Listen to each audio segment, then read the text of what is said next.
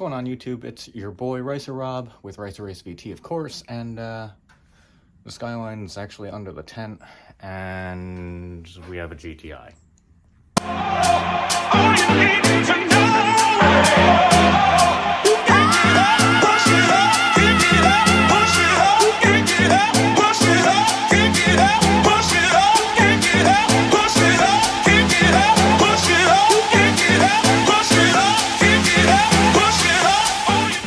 Alright, so I actually traded the Outback I got from Cam that I traded the Forester for this, and $400. The $400 was really the only thing going for this whole interaction. But we got some parts ordered for it and started taking some things out. And by we, I 100% just me and Cody. But we got the air filter off and some of the plastic out of the way in the engine bay.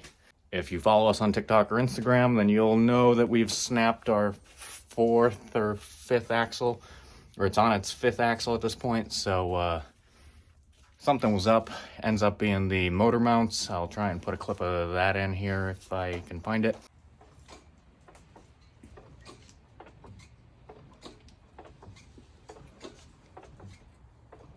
But those things are shot, so we ordered some new ones along with a bunch of other stuff.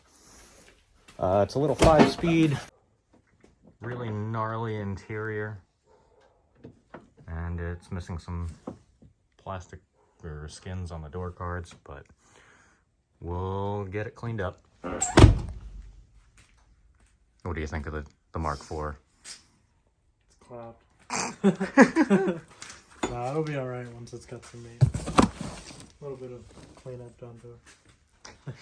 Anyway, did some research on some of the tooling and stuff that we're gonna need. Really simple, basically just a couple sockets, extensions. Did get a knock sensor and a boost map sensor. And then in here we have our two motor mounts and our transmission mount.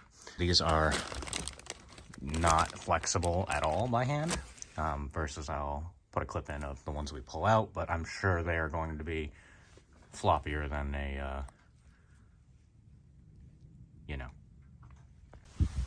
Alright, so we have the GTI in the garage now so we can have some warmth. The Skyline was super dead, so we're charging up that battery, and I guess it's time to lock us in.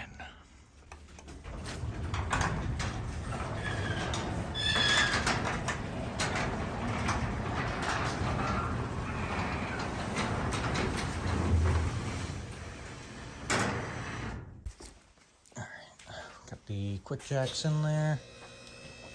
Just gonna get it up to the lower height.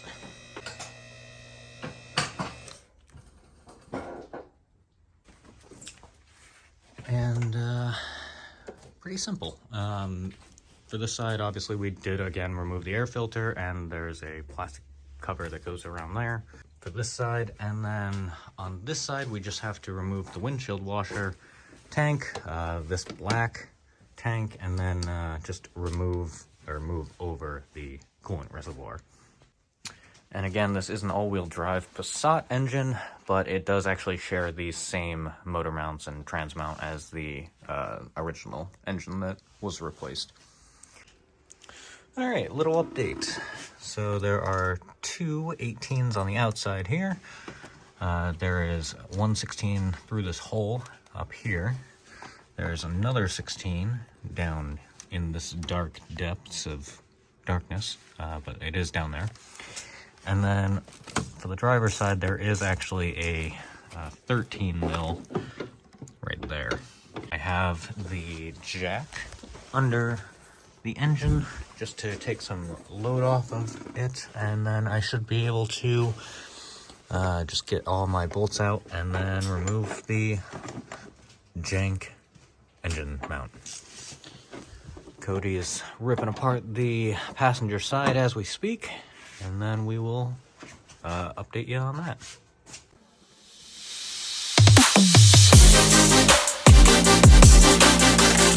So we finally got the driver's side motor mount out. And like we had predicted, that is an absurd amount of play. And it's just blown bushing. It's destroyed. Anyway, here is our new motor mount that I just hit with the old motor mount. And should be pretty easy to get back in there. Look at that silver paint. The nicest part of the whole car.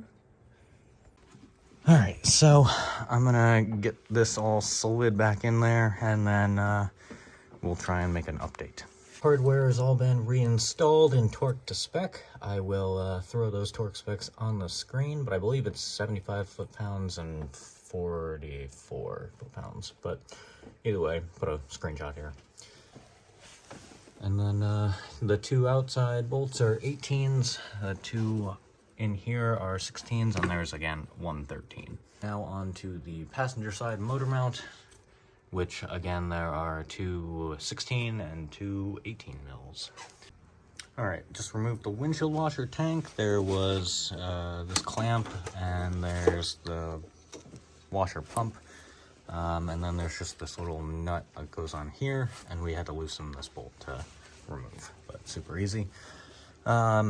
Next, just gotta do that top line, and then we can move the coolant tank out of the way, and then I don't actually know how this black thing is on here. Oh, there's a nut under this cable.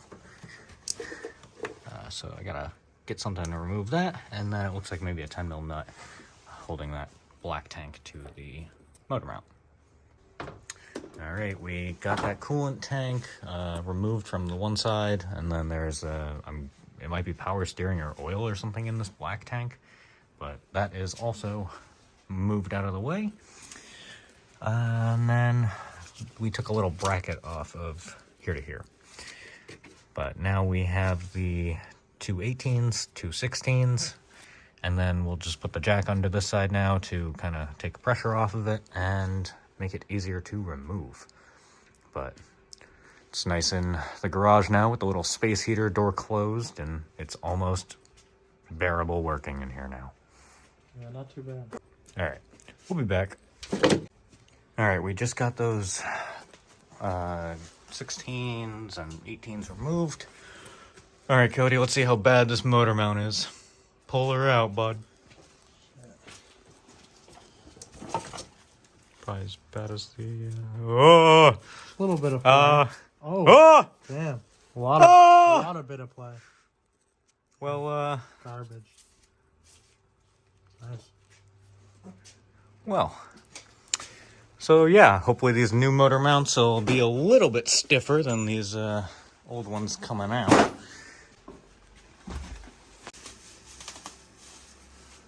Yeah, don't read that. That's just a different part of Germany. Yeah, it's weird. Bam. Does this one come out? No. No. So. Alright, so we got all these tanks and things plugged back in. Super nice. And the engine is pretty solid now, too. So next, I just need to do that one transmission mount, which is another 4 bolts. Try and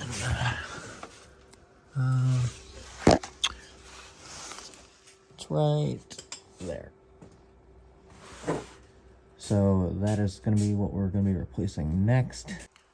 All right, so got the hardware all removed. The two in the back are actually 13 mils.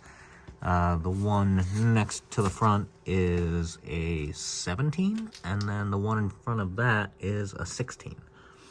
So now that I got all those out, I can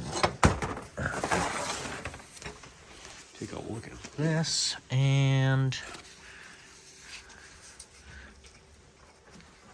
well, I was moving it in the car, and it's a lot softer than it should be compared to this guy that doesn't move at all. So I'm gonna go slap this in, and that'll pretty much do it for this episode. If you have any questions, please drop a comment down below, and we'll put some links to the parts used in the description as well. So we will see you in the next one.